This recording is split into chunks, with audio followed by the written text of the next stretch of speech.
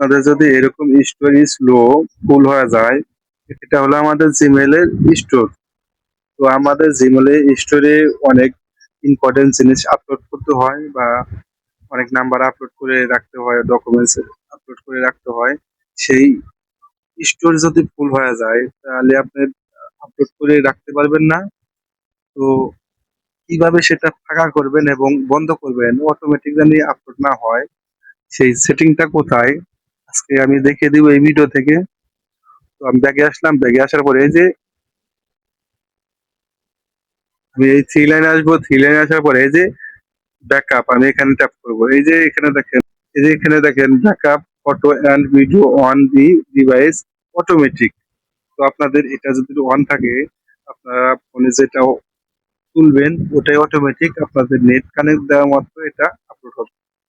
তাই আপনারা এটা অফ করে রাখবেন, করে রাখলে আর এখানে কোনো আপলোড হবে না, অটোমেটিক আর আপলোড হবে না, অটোমেটিক ভাবে আপলোড হওয়া বন্ধ হয়ে যাবে।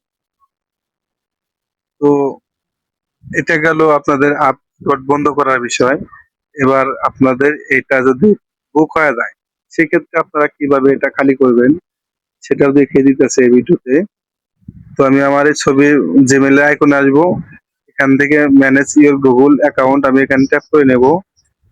এখানে আসলে পারে আমি গুগলে চলে আসবো।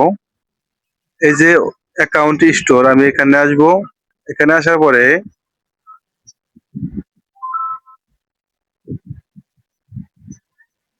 এই যে রিভিউ আমি ফটোতে ট্যাপ করে নেব। ভিডিওতে, ভিডিওতে আমার এই ফটোটা বা এই স্ক্রিন রেকর্ডটা আমার আইছে। তো আমি এটা ডিলিট করে দেবো।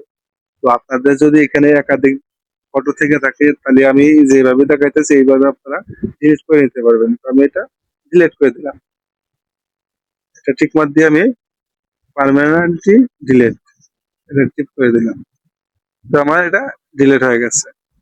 এইভাবে আপনারা জিমেলের স্টোরেজ ফুল হয়ে গেলে ডিলিট করতে পারবেন এবং অটোমেটিক যে আপলোড হয় এটাও বন্ধ করতে পারবেন। এই ভিডিও থেকে দেখে দিলাম। তো ভিডিওটি যদি ভালো লাগে চ্যানেলটি সাবস্ক্রাইব করে রাখবেন। দেখা হবে পরবর্তী যে কোনো ভিডিওতে। আল্লাহ হাফেজ।